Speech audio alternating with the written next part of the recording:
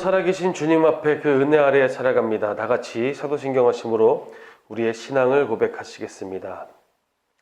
전능하사 천지를 만드신 하나님 아버지를 내가 믿사오며 그 외아들 우리 주 예수 그리스도를 믿사오니 이는 성령으로 잉태하사 동정녀 마리아에게 나시고 본디오 빌라도에게 고난을 받으사 십자가에 못 박혀 죽으시고 장사한 지 사흘 만에 죽은 자 가운데서 다시 살아나시며 하늘에 오르사 전능하신 하나님 우편에 앉아 계시다가 저리로서 산자와 죽은 자를 심판하러 오시리라.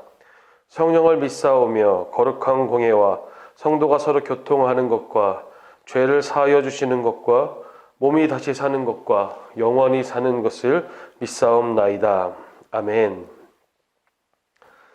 찬송가 453장입니다. 찬송가 453장입니다.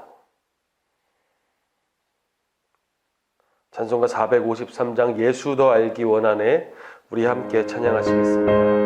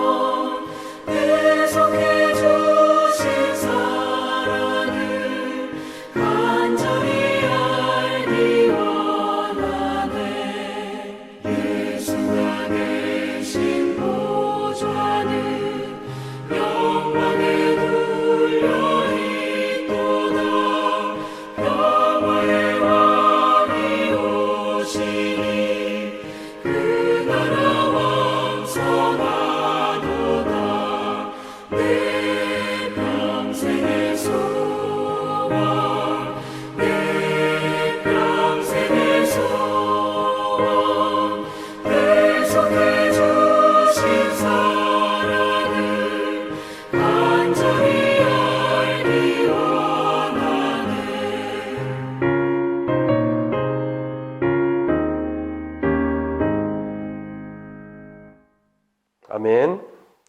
오늘 함께 나누실 하나님의 말씀은 빌립보서 2장 5절에서 8절까지 말씀입니다. 빌립보서 2장 5절에서 8절까지의 말씀입니다. 우리 한 목소리로 읽겠습니다. 너희 안에 이 마음을 품으라. 곧 그리스도 예수의 마음이니 그는 근본 하나님의 본체시나 하나님과 동등됨을 취할 것으로 여기지 아니하시고 오히려 자기를 비워 종의 형체를 가지사 사람들과 같이 되셨고 사람의 모양으로 나타나사 자기를 낮추시고 죽기까지 복종하셨으니 곧 십자가에 죽으심이라. 아멘. 청소년부 시절, 청소년 시기에 저는 마음만 먹으면 반장을 할 수 있었습니다. 그 덕에 고등학교 진학에도 반장을 몇 번 했다는 것으로 특별 전형에 지원하여 별다른 시험 없이 면접만 보고 합격했었습니다. 이쯤 되면 반장이 뽑히는 노하우가 있는 게 분명하지 않겠습니까? 제 노하우는 멘트 한마디를 준비 잘하는 것이었습니다. 길게도 필요 없습니다. 심금을 울리는 말 몇 마디를 준비하는 것입니다. 칼을 갈고 준비합니다. 어떤 반장 선거에서는 이런 말을 했습니다. 대부분의 리더는, 대부분의 반장들은 사람들을 앞에서 이끌려고 합니다. 그런데 나는 자신이 없습니다. 그러나 뒤에서 얼마든지 밀어드릴 수 있습니다. 제가 여러분을 밀겠습니다. 이렇게 되지도 않는 말을 했습니다. 그런데 제가 이 말을 준비한 분명한 이유가 있었습니다. 예수께서 보여주신 삶과 길이 바로 섬기는 것이었기 때문에 그렇습니다. 예수 그리스도께서 자신을 내어주는 것이 어떤 것인지를 분명하게 보여주셨습니다. 그 삶은 순종의 삶이었으며 동시에 겸손의 삶이었습니다. 삼위일체 하나님 되신 예수께서 우리를 위해 겸손함을 보이셨습니다. 그리고 오늘 바울이 그 삶을 우리에게도 요청합니다. 오늘 말씀을 보면 1절 4절에 그 마음이 명확하게 나타납니다. 예수께서 하셨듯이 바울이 그 자신을 그렇게 연단했듯이 우리도 그 겸손을 따라야 하는 것이 바로 신앙의 본이고 신앙인의 자세입니다. 3절 말씀 다 같이 보실까요? 3절입니다.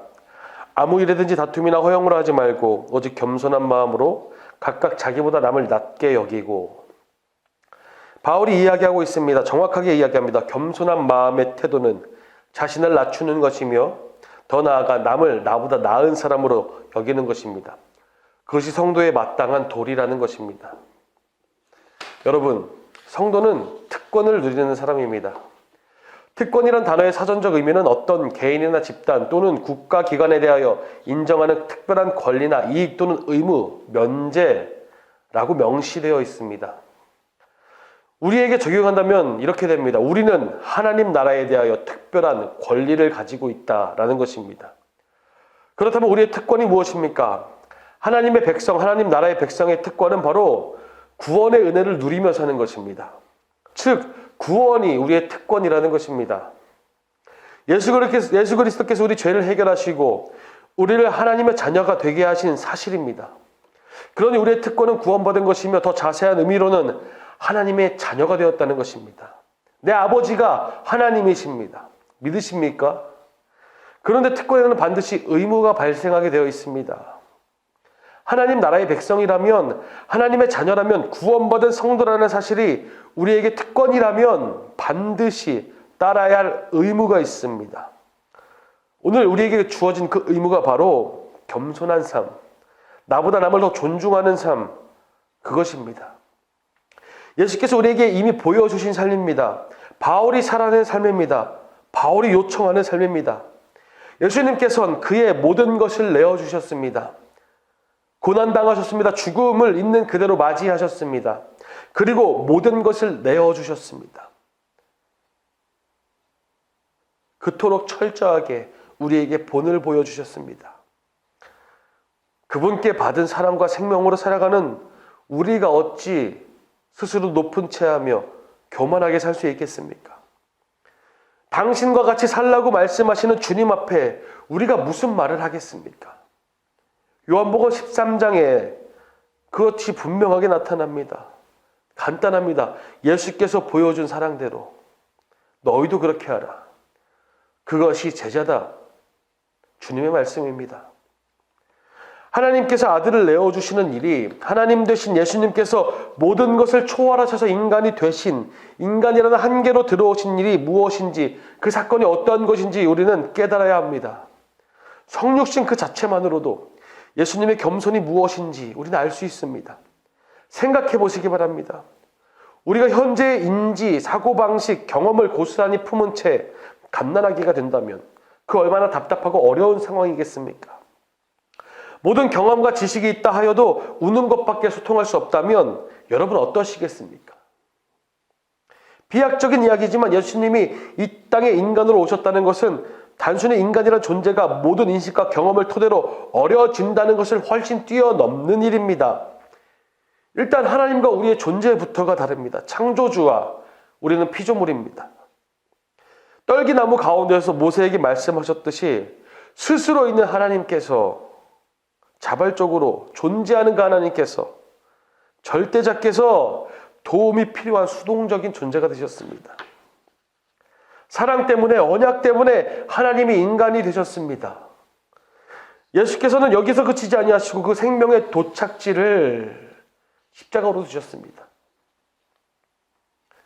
우리가 마주하는 고된 현실 앞에서 마지못해 산다, 어쩔 수 없이 산다, 죽지 못해 산다고 말하는 것들을 종종 듣고 말하곤 하는데, 예수님께서는 정말 우리를 사랑하러 구원하기 위하여 이 한계 가득한 세상에 죽으러 오셨습니다. 말만이 아니라 정말로 죽으러 오셨습니다.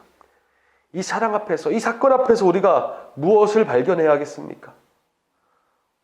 바로 그리스도의 사랑과 겸손입니다. 이것이 바로 성도의 의무이자 마땅한 삶의 태도, 모습입니다. 그리스도의 사랑 앞에 우리가 핑계할 것이 무엇이겠습니까? 우리는 그 사랑 때문에 구원받은 사람입니다.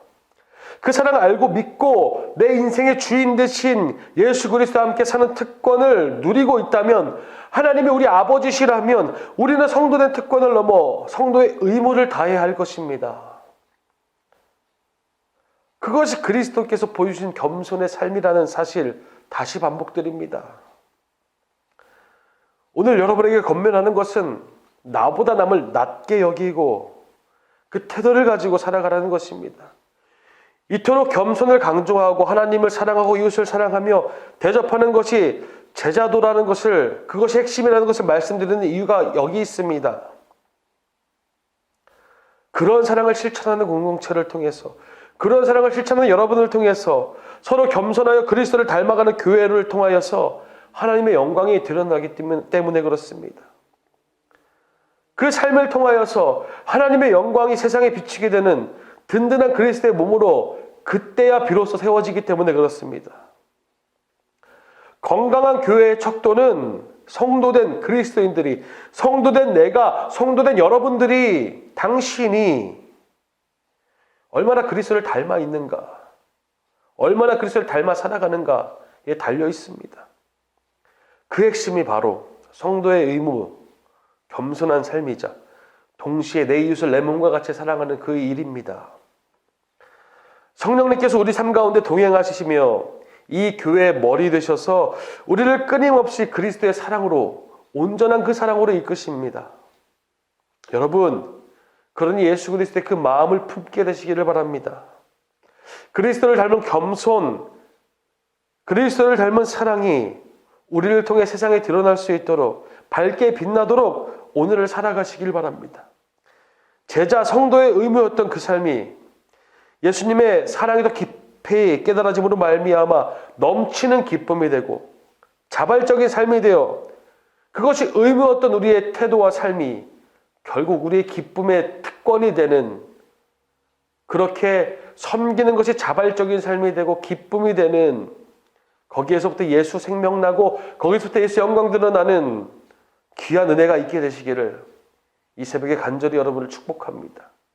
우리 주님께 나아갑시다. 주님처럼 살아갑시다. 주님처럼 겸손합시다. 주님처럼 사랑합시다. 그런 우리 영화 성도 되시기를 간절히 축복합니다. 기도하겠습니다. 살아계신 아버지 하나님, 예수께서 보여주시는 그 겸손과 사랑이 어떠한지를 우리가 날마다 더 깊이 알게 되길 소망합니다. 내 자신이 잘나고 내 자신이 드러나기 위해 사는 삶이 아니라 예수께서 드러나시고 예수께서 역사하시고 예수께서 말씀하시는 삶이 겸손으로 드러나게 되는 것에 이 시간 묵상하며 고백하오니, 아버지 우리 가운데 함께하여 주셔서 그 삶으로 주님을 드러내는 자들 될 수 있도록 인도하여 주시옵소서. 사랑하기에 낮아지는 자들, 사랑하기에 겸손한 자들, 사랑하기에 예수 닮아가는 자들로 오늘 우리를 불러주시고, 그렇게 살아가는 우리들에게 아버지의 기쁨으로 역사하여 주셔서 겸손히 사랑하며 살 때에 우리를 사랑하시는 그 사랑의 깊이와 넓이를 더 깨달아 알아 의무가 특권이 되며 의무가 기쁨이 되는 놀라운 역사를 우리 가운데 이루어 주시옵소서. 예수 그리스도의 이름으로 기도드렸습니다. 아멘.